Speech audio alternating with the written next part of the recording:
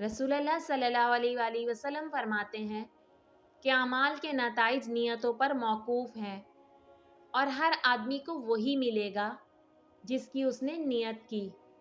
چنانچہ جس کی ہجرت دنیا کے لیے ہو کہ وہ اسے پائے گا، یا کسی عورت کے لیے ہو کہ اس سے نکاح کرے، تو اس کی ہجرت اسی چیز کی طرف شمار ہوگی جس کے لیے ہجرت کی ہو۔ حضرت حارث بن حشام نے رسول اللہ صلی اللہ علیہ وآلہ وسلم سے دریافت کیا کہ یا رسول اللہ، آپ کے پاس وحی کس طرح آتی ہے؟ تو رسول اللہ صلی اللہ علیہ وآلہ وسلم نے فرمایا کہ کبھی میرے پاس گھنٹے کی آواز کی طرح آتی ہے اور وہ مجھ پر بہت سخت ہوتی ہے، اور جب میں اسے یاد کر لیتا ہوں تو وہ حالت مجھ سے دور ہو جاتی ہے۔ اور کبھی فرشتہ آدمی کی صورت میں میرے پاس آتا ہے اور مجھ سے کلام کرتا ہے، اور جو وہ کہتا ہے اسے میں یاد کر لیتا ہوں۔ حضرت عائشہ رضی اللہ تعالی عنہا نے بیان کیا کہ میں نے سخت سردی کے دنوں میں آپ صلی اللہ علیہ وآلہ وسلم پر وحی نازل ہوتے ہوئے دیکھی، پھر جب وحی موقوف ہو جاتی تو آپ کی پیشانی سے پسینہ بہنے لگتا۔ حضرت عائشہ رضی اللہ تعالی عنہا سے روایت ہے کہ انہوں نے فرمایا کہ سب سے پہلی وحی جو رسول اللہ صلی اللہ علیہ وآلہ وسلم پر اترنی شروع ہوئی وہ اچھے خواب تھے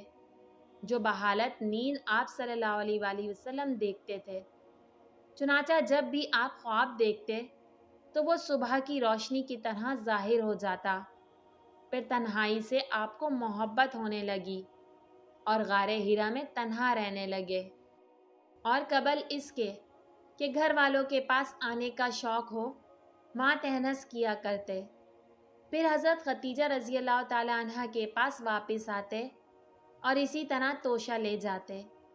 یہاں تک کہ جب وہ غار حرا میں تھے حق آیا، چنانچہ ان کے پاس فرشتہ آیا اور کہا پڑھ۔ آپ نے فرمایا کہ میں پڑھا ہوا نہیں ہوں۔ آپ بیان کرتے ہیں کہ مجھے فرشتے نے پکڑ کر زور سے دبایا یہاں تک کہ مجھے تکلیف محسوس ہونے لگی، پھر مجھے چھوڑ دیا اور کہا پڑھ۔ میں نے کہا میں پڑھا ہوا نہیں ہوں، پھر دوسری بار مجھے پکڑا اور زور سے دبایا یہاں تک کہ میری طاقت جواب دینے لگی، پھر مجھے چھوڑ دیا اور کہا پڑھ۔ میں نے کہا میں پڑھا ہوا نہیں ہوں۔ آپ صلی اللہ علیہ وآلہ وسلم فرماتے ہیں کہ تیسری بار پکڑ کر مجھے زور سے دبایا، پھر چھوڑ دیا اور کہا پڑھ، اپنے رب کے نام سے